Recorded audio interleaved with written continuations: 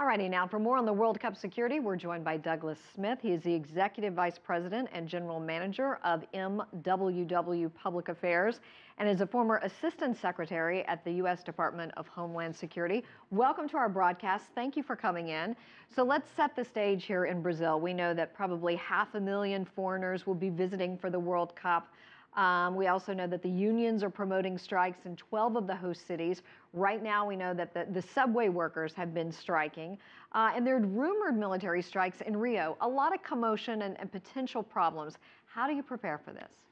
I'll tell you, it's a big job. Yeah. I was down there about 2 years ago in my role at DHS to meet with the organizers.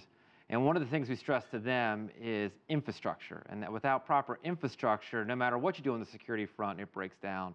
And that's the thing that really worries me, is as the infrastructure continues to fail, be it transportation, electricity, water, that creates civil disobedience. And when that happens, that's when they're in trouble. They have a large federal police force, around 250,000. They recently signed a new contract, so they won't strike, hopefully. But how well they are trained, we still need to see. The amount that Brazil has spent on security, 8 or 9 times what South Africa spent the last time. So I think it's all things to keep an eye on. But it is the breakdown of the infrastructure that I'd be most concerned about. Right. Well, so it's been known for a lot of crime, obviously. They have an epidemic of muggers in the cities. We're now talking about these organized hooligans coming from Argentina. Before the Argentine team went, they were holding up signs at the airport saying the Maldives are ours, Malvinas is ours. What do you do about different factions from outside areas? Right. I mean, that's a challenge when your baseline is that in Brazil, the murder rate is 26 times Great Britain. So if that's your baseline, and then you bring in 600 to 800,000 foreign tourists to be part of the event, you can only imagine the challenges they'll face. I mean, one of the things they've been working all along is to set up regional security intelligence hubs in all 12 of the cities where the games will be. I think that will help, but it's a sheer numbers game, and I think that's the challenge the Brazilian government is going to face, is where do they put their limited resources, because they will be spread around an entire country. And they're going to have to identify where those greatest risks are.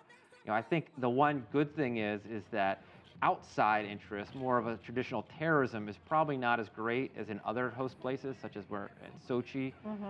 That being said, as we've seen in other countries, soccer hooligans are a tough bunch. Yeah, definitely, for sure.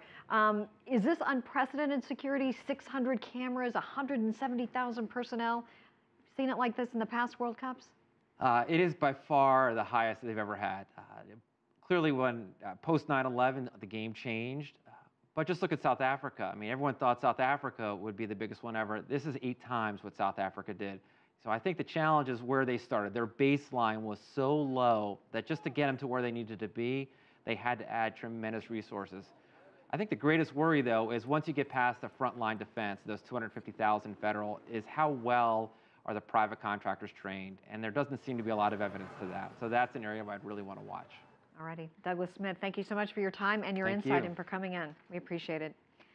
Meantime, tennis top-seeded Peng Shuai